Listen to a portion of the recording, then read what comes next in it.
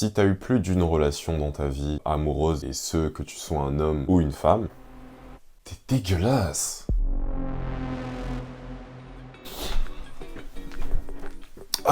Alors du coup, story time. J'ai une de mes tantes qui, il y a quelques années de ça, a perdu son mari. Et je crois un jour, du coup, je suis allé lui rendre visite. Et j'ai été surpris de voir en fait qu'elle avait un nouveau petit ami. Et je lui ai pas dit à ce moment-là, mais moi ça m'a fait un peu bizarre. Parce que en fait, à ce moment-là, et je sais que ça va paraître bizarre pour certaines personnes, mais à ce moment-là, je me suis dit, mais genre, est-ce que, genre, t'imagines si ton ancien mari pouvait te voir en ce moment avec ton nouveau copain, genre, qu'est-ce qu'il en penserait en fait? Genre, est-ce qu'il serait dégoûté? Est-ce que il serait jaloux? Enfin, en fait, je me suis vraiment mis en fait à sa place. Et je sais pas pourquoi, mais à ce moment-là, ça m'a vraiment dégoûté. Et je me suis dit, berk, tu vois. Et c'est pas pour juger, hein, je juge personne, mais moi, personnellement, c'est ce que j'ai ressenti à ce moment-là. Et je sais que pour certaines personnes, il y en a qui vont dire oui, mais non, mais c'est pas la même chose, ça change rien, mais non. En fait, pour moi, genre, je trouve ça dégoûtant. Et ça va peut-être pas plaire à certaines personnes, ça va peut-être pas plaire à toutes les personnes qui se sont remariées, toutes les personnes qui ont changé de partenaire, mais en tout cas, je dis juste ce que je pense moi. Et je pense qu'il y a plein de personnes qui pensent la même chose que moi. Faites pas les mecs ou les meufs genre ouais, non, c'est pas grave, non. Genre, il y a plein de gens, vous pensez la même chose que moi, on est d'accord.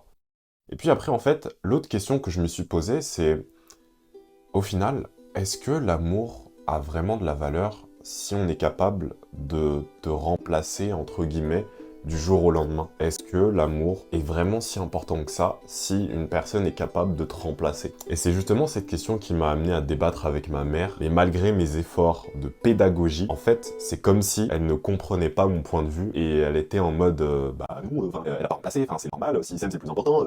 Mais quoi qu'il en soit, je vois que deux options possibles. Tinder, Badoo, Happen ou encore Porn. De nos jours, les relations ont réussi à devenir commercialisées, monétisées. Swipe à droite si on trouve le produit joli, et à gauche si on n'aime pas la qualité. De par les réseaux sociaux, on a du contenu qui incite encore plus à la débauche sexuelle qu'autre chose. Et on cite nos ex comme si c'était des trophées. Tu pourrais me dire les trois noms des trois derniers mecs? Andy, Arthur et Yves. Comme si on devait être fier d'avoir fréquenté plusieurs hommes ou plusieurs femmes. On trompe parce que nos pulsions sexuelles prennent le dessus, tout en se déresponsabilisant car au fond, c'est pas notre faute. Et puis tant pis si on trahit la confiance de l'autre. Bref, tu l'as compris, en 2024, les relations c'est du grand n'importe quoi. Loin l'époque où les relations duraient pour toute une vie, à l'image de nos grands-parents. Parce que aujourd'hui, l'amour n'a plus aucune valeur. J'étais au collège et en fait, j'étais en crush sur une fille qui était dans la même classe que moi, donc non, ça va être gênant, mais au calme. De toute façon, c'est dans le passé, j'accepte. Mais en gros, j'étais en crush sur quelqu'un. Et en fait, cette fille, on était dans la même classe, mais moi, à l'époque, j'étais quelqu'un de très timide et j'arrivais pas vraiment à exposer mes sentiments ou du moins faire comprendre à une personne que je l'apprécie. J'étais très dans le j'ai pas envie de montrer ce que je ressens et genre, limite faire genre, je m'intéresse pas à toi alors qu'en fait, c'est totalement le contraire. Et je pense que d'ailleurs, beaucoup de personnes font la même chose. Et moi, à cette époque-là, comme j'étais très timide, j'avais beaucoup de mal à m'exprimer. Déjà que de base, j'étais timide. Et donc, ce qui s'est passé, c'est que je savais que c'était réciproque d'une certaine manière parce qu'il y a, enfin, forcément, il y a des signes qui ne trompent pas. Genre, je veux dire, tu peux faire l'aveugle, mais il y a des signes qui trompent pas. Et du coup, cette meuf, je vais lui donner un prénom, on va l'appeler Nadine. Et donc, il y avait un autre boogie qui, lui, on va dire, était aussi, on va dire, très proche de cette meuf-là, mais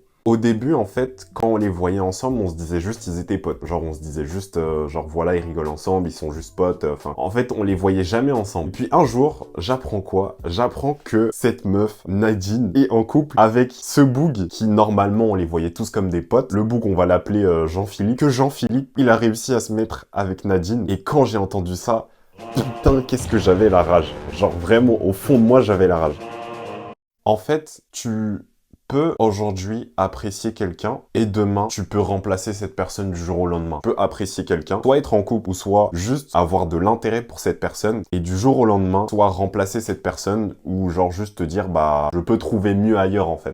Et moi, j'adhère un peu avec cette mentalité du il y aura toujours mieux, mais d'une certaine manière, ça fait un peu mal parce qu'en fait, à ce moment-là, quand du coup Nadine s'est mis avec Jean-Philippe, déjà moi de base, j'y croyais pas, j'étais en mode mais what, c'est quoi ce délire? Mais de deux, ce que j'avais pas compris, c'est que les Jean-Philippe, ils sont très dangereux. Pourquoi? Parce que ça va pas être les plus beaux gosses, ça va pas être les mecs les plus attirants, mais par contre, ce sont de très bons charmeurs. Vraiment, ils savent faire rigoler tout le monde, y compris du coup les femmes, et donc faites très attention, messieurs, les mecs qui sont en couple, parce que s'il y a un Jean-Philippe dans votre entourage qui est un peu marrant, qui a un peu la tchatch, c'est peut-être pas un beau gosse ou un gigachad, mais le mec, il est marrant. Les filles adorent ça, et c'était exactement le cas de ce Jean-Philippe. Jean-Philippe, je te retiens Jean-Philippe. Bref, mais oui, en gros, j'avais la rage. J'étais en mode putain, non. En fait, comme si on était dans la savane et qu'en fait il y avait un lion, il y avait un autre lion qui m'avait volé ma proie. En fait, c'est exactement ça. Genre dans ma tête, j'étais en mode non. La question que je me suis posée après ça, c'est que en fait, les gens peuvent t'apprécier aujourd'hui, mais demain ils peuvent te remplacer.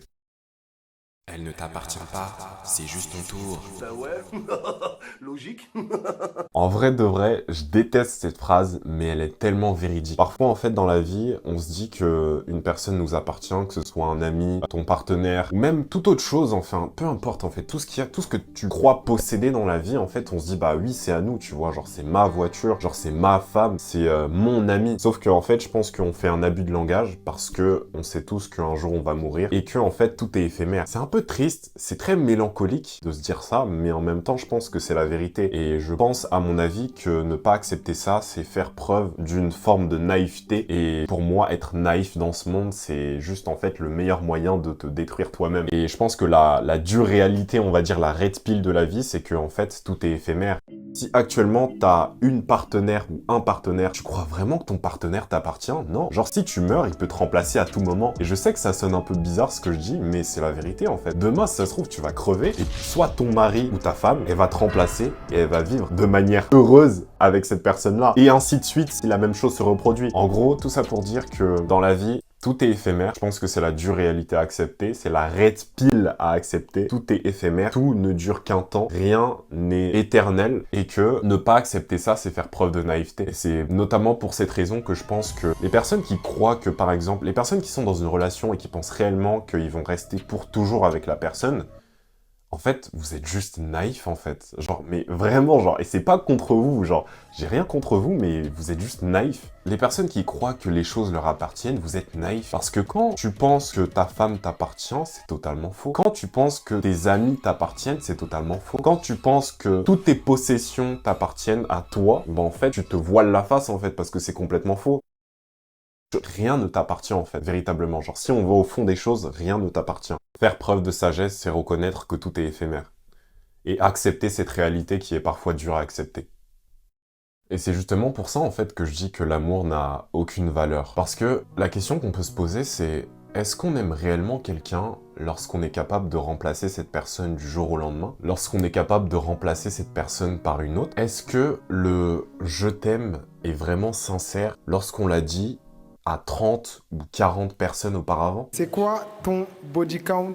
T'as 15 secondes. Moins de 30. Soit. Moins de 30? Ou est-ce que ce serait ma conception de l'amour qui est erronée? Pour que tu comprennes bien ce que je vais dire par la suite, il faut d'abord que tu comprennes ceci. La vie n'a aucun sens. Elle est par définition absurde, parce qu'elle dépend entièrement du sens que tu lui donnes. Pour certains, le sens de la vie, c'est la religion. Pour d'autres, ce sera la famille. Pour d'autres, leurs rêves. Et pour d'autres, regardez mes vidéos. Quoi qu'il en soit, on donne tous du sens à nos vies de manière différente. Mais ce qui est certain, si tu prends un peu de recul, c'est qu'en étant vide de sens, la vie est comme un jeu.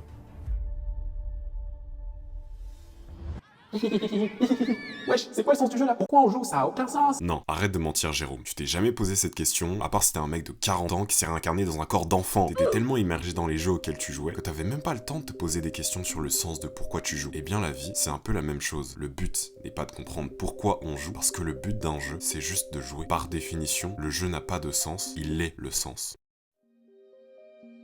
Selon moi, dans la vie, en fait, tout est un jeu. Parce que si on part du postulat que la vie est absurde et que la vie n'a pas de sens et que par définition, c'est toi qui donnes un sens à la vie, eh bien en fait, pour moi, c'est un jeu. Genre, la vie est un jeu et si la vie est un jeu, alors l'amour est un jeu dans un jeu. Je sais pas si tu comprends ce que je veux dire, mais je te prends un exemple. Par exemple, là, je suis en train d'enregistrer cette vidéo. Eh ben en fait, pour moi, c'est un jeu. Je joue un rôle. Tout comme toi qui regardes cette vidéo, tu joues le rôle du spectateur qui est en train de me regarder. En fait, tu peux remarquer que dans tout ce que tu vas faire, tu joues un rôle. Que ce soit faire le ménage, faire la cuisine, faire du sport, regarder une vidéo, faire l'amour. Enfin, en fait, tout est un jeu, en fait. Et c'est ça qu'il faut vraiment comprendre. C'est que, en fait, tout ce que tu fais est un jeu. Même ce que tu penses être quelque chose de sérieux, comme par exemple débattre, c'est un jeu en soi. Le débat, travailler, c'est un jeu. Tout est un jeu, en fait. Tu joues un rôle. Et en fait, à partir du moment où t'es toujours en vie, à partir du moment où tu t'es pas pendu dans une cave, et ben en fait, t'acceptes de jouer le jeu de la vie. Et que le seul moment où, en fait, le jeu s'arrête, bah, c'est quand tu meurs, quoi. Tout est un jeu. Et si on part du postulat que la vie est un jeu, alors l'amour est un jeu dans le jeu de la vie.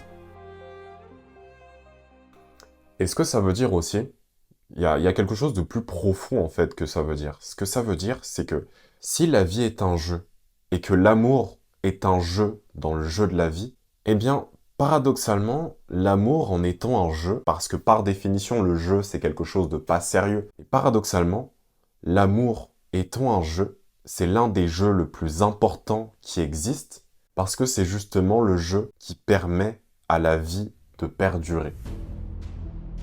Et c'est notamment pour cette raison que tu peux voir en fait que à chaque fois que tu vas faire du contenu sur internet, sur les relations amoureuses, sur comment séduire un homme, comment séduire une femme, comment savoir si ta partenaire t'a trompé, comment donner un orgasme à ton homme et toutes ces vidéos qu'on a sur la séduction, en fait c'est pour ça que ça marche aussi bien parce qu'en fait l'amour c'est l'un des jeux les plus importants qui existent parce que c'est le jeu par lequel passe la vie pour perdurer parce qu'en fait tu peux te rendre compte que sans ce jeu-là, bah en fait déjà je serais pas né de 1, de 2, tu serais même pas né toi aussi de 3, de 2 plutôt, excuse-moi, et il n'y aurait pas tout ça en fait. Le monde actuellement qu'on voit, tous les êtres humains existent grâce à l'amour. Enfin, je veux dire que, à part si tes parents ils ont sans s'aimer, mais normalement, dans la norme des choses, eh bien en fait, tous les êtres humains qui sont nés, ils sont nés grâce à quelque chose qu'on appelle l'amour. Et sans ça, en fait, le monde n'existerait même pas.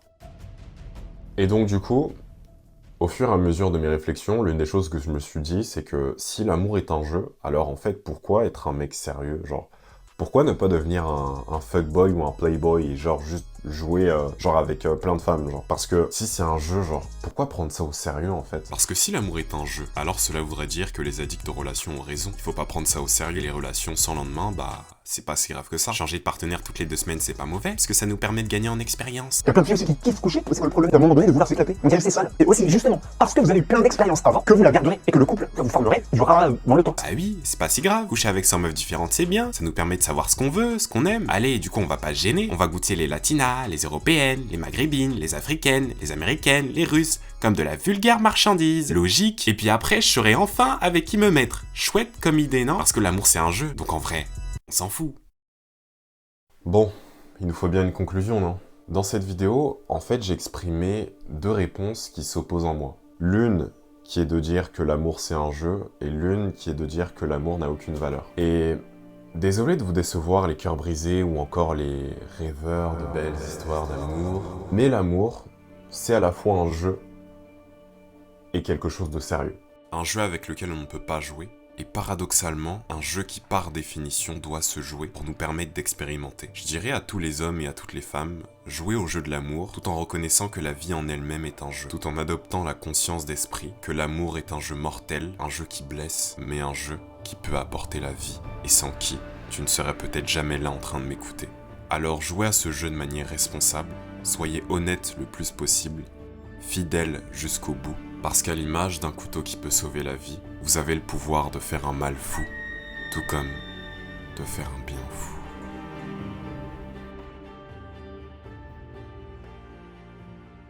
Et du coup, moi, si j'avais le choix entre être quelqu'un qui prend l'amour très au sérieux ou entre quelqu'un qui ne prend pas du tout l'amour au sérieux et qui prend ça vraiment comme un jeu, je choisirais tout simplement d'être un playboy.